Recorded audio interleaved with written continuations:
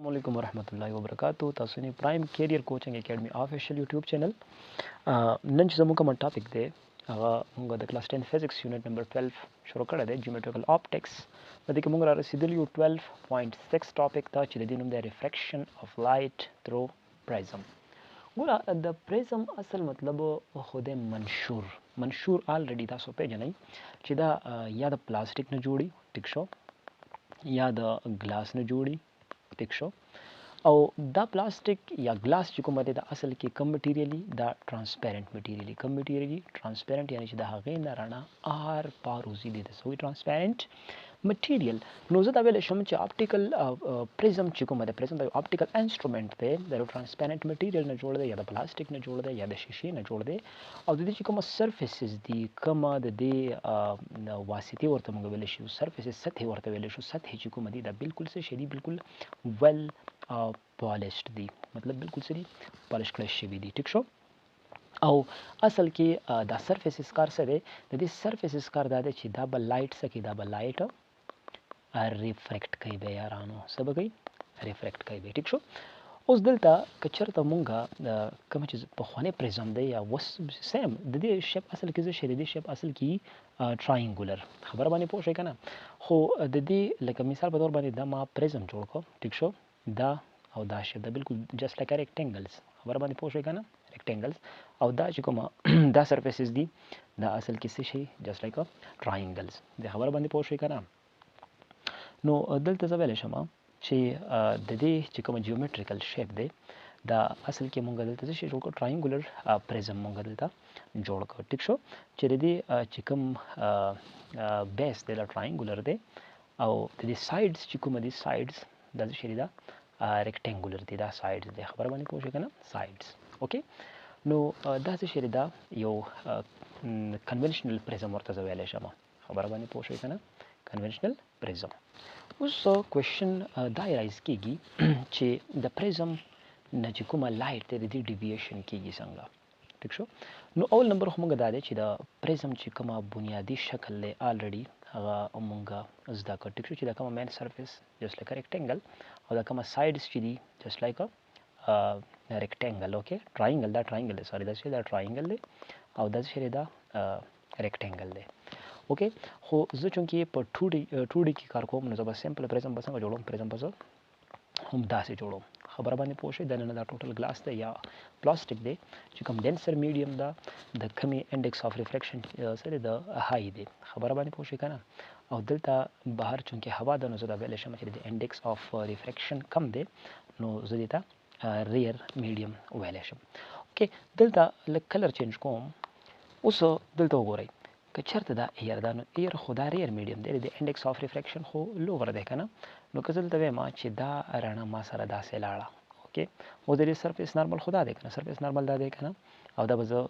بیک هم داسې لږ ایکسټینډ کړم نو دا د ریر میډیم نه ډینسر میډیم ته داخلیږي یا هغه میډیم ته داخلیږي چې د کوم انډیکس آف ریفریکشن سره دا های دی دا به کوم طرف ته بینډ کېږي ټوورډز د نارمل داسې به بینډ کېږي ټیک شو نو دلته انګل آف انسیډنس دا شوه او انګل آف ریفریکشن دا شوه خو د دې سرفیس دپاره دا کومه ری چې دا کومه ده دا انسیډنټ ری ده او که د دې نارمل سره کومه د دې سرفیس نارمل داسې دی نو چې کله دا ری د دې ګلاس یعنی چې کومه ده ډینسر میډیم ده د دې نه واپس ریر میډیم ته داخلیږي دا به څه تښتي دا به اوی فرام د نارمل به ده تښتي خبره باندې پوه شئ نو دا کومه دې ته انګل آف ډیویشن ورته زه ویلی شم ټیک شو او دا انګل آف ډیویشن د هر یو رنګ دپاره جدا جدایي ټیک ده نو داسې ده چې که دا فګر زه لږ غوندې دوباره جوړ کړم نو په دې باندې به تاسو نور هم کلیر شئ چې دا اصل کې ما څه شی جوړ کړو پریزم مې جوړ کړو اوکې دا لایټ دا د ریر میډیم نه ایر نه چې د کمې انډیکس آف ریفریکشن لوور دی او دا د سرفیس نارمل دی دا های انډیکس آف ریفریکشن ته انټر کېږي دا به کوم طرف ته بینډ کېږي ټوورډز د نارمل اوکې اوس چې دا د نارمل طرف ته بینډ شوه نو د دې سرفیس دپاره چې کومه نارمل دی هغه نارمل دا دی اوکې نو اوس به دا د دې ډینسر میډیم نه واپس ریر میډیم ته داخلیږي نو چې ریر میډیم ته داخلیږي دا به چېرته تښتي اوی فرام د نارمل به تښتي نو داسې لاړه او داسې وتښتېده خو دلته چې کومه انګل جوړ شو دا انګل آف ریفریکشن هم ورته زه ویلی شم خو دا اصل کې انګل آف ډیویشن دی لکه په څومره انګل سره دا کومه رڼا چې دا ډیویټ شوه داسې شی شوه کږه شوه اوس دلته که چېرته زه وایم چې دا ما سره وایټ لایټ دی، کومه لایټ دی را سره بچې؟ ملوشه وایټ لایټ دی. ټیک شو؟ یعنی د سن نه راځي موږ ته خو بالکل داسې سپین ښکاري، خو اصل کې په دې سپین چې کوم رنګ دی د رڼا د دې دننه ډېر رنګونه اوسېږي. خبره باندې پوه شوې که نه؟ ډېر رنګونه اوسېږي. دا رنګونه چې کومه دی دا اووه رنګونه موږ ته په نظر باندې راځي او د پریزم دا کار دی چې دا اووه رنګونه جدا جدا سکي، دا د یو بل نه سیپریټ کړي، د یو بل نه جدا کړي. خبره باندې پوه شو که نه؟ یعنی دا سپین چې کومه څادر د دې د پاسه پروت دی، په دې څادر کې دننه څو رنګونه دي؟ اووه رنګونه دي. او دا رنګونه سپلیټینګ دا اصل کې دا څه شی کې دا پریزم د دې سپلیټینګ کې دا پریزم چې کومه دی دا د یو بل نه جدا کړي. دې ته زه ویلی شم چې اصل کې د دې پریزم په مدد سره څه شی کېږي؟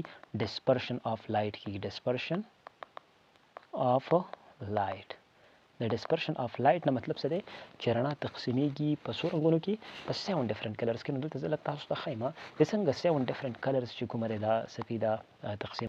نو دلته تاسو وګورئ چې یو وایټ لایټ دی. ټیک شو؟ وایټ لایټ چې کومه دی دا ځي په دې پریزم باندې لګي او دا هر یو لایټ یو پراپر انګل اف ډیویشن سره څه کېږي؟ دا د یو بل نه څه کېږي؟ سیپریټ کېږي. خبره باندې پوه شوئ که نه؟ ګورئ دا ریډ، اورنج، یلو، ګرین، بلو، وایولټ. خبره باندې پوه شوئ که نه؟ هر یو رنګ د یو بل نه سره په دې سکرین باندې جدا جدا دی. ټیک شو؟ تاسو ته دلته بالکل د بوډۍ د ټال غوندې چې کومې ته مونږه دنک وایو، کومې ته مونږه قوس قزح ورته وایو، داسې ورته وایي که نه؟ نو هغه تاسو ته دلته په نظر باندې رااله. دا کار چا وکړه؟ دا کار دی پریزم وکړو. دی څه شی وکړو؟ پریزم وکړو. او د انګل اف ډیویشن چې کوم مونږ وپېژنده د هغې په مدد سره دا رنګونه د یو بل نه څه شو؟ دا جدا شو. ټیک شو؟ اوس دلته وګورئ چې دا رنګونه کومه تاسو ته په دې سکرین باندې راځي که نه؟ په دې سکرین باندې دې ته زه ویلی شم چې دې ته وایي بینډ آف کلرز. څه ورته وایي؟ ما سره ټول وایي شابه بینډ آف کلرز ورته وایي. ټیک شو؟ او دا ځکه د یو بل نه جدا شو چې دا کار چا وکړو؟ دا اصل کې پریزم وکړو. او دا ځکه جدا شو چې دا کومه وایټ لایټ چې دلته دی دا وایټ لایټ دا اصل کې یو میکسچر دی. د څه شي میکسچر دی؟ د دې وو مختلف قسمه رنګونو میکسچر دی. ټیک شو؟ او دا ځکه د یو بل نه جدا شو چې د دې پریزم کمال دا دی او د دې وایټ لایټ کې چې دننه کومه رنګونه دي د هر یو رنګ چې کومه انګل اف ډیویشن دی چې کومه ته مونږ تیټا ډیویشن ورته وایو. ډیویشن که داسې ډیویشن تاسو نشئ ویلی نو د کوږوالي چې کومه زاویه ده د هر یو رنګ دپاره جدا جدا ده. نو د کوږوالي چې کومه زاویه ده د هر یو رنګ دپاره سره جدا جدا ده. د دې د وجې نه په دې سکرین باندې مونږ ته چې کومه ده بینډز اف کلر یعنې د رنګونو یو پټه مونږ ته ښکاري. په دې خبر باندې پوه شوئ که نه؟ او دا کمال د چا دی؟ دا کمال د دې پریزم ماما دی. اوکې؟ نو هیله لرم چې دا لیکچر به ستاسو خوښ شوی وي. انشاءالله پر روان لیکچر کې زمونږ ډېر اهم ټاپک چې کوم نوم دی د لینسز په باره کې به مونږ مزید ډسکشن کوو. د داسې لیکچرز دپاره تاسو ته یو خواست چې تاسو زموږ چینل لایک کړئ، سبسکرایب کړئ او د بیل آیکن ضرور پریس کړئ چې روان ټیم کې کوم هم نوي لیکچر اپلوډ کېږي نو د هغې اپډیټس به تاسو ته په سکرین باندې د نوټیفیکیشن په شکل کې په نظر راځي. په الله مو سپارم، خپل خیال ساتئ، د آس پاس خیال ساتئ. د الله په امان.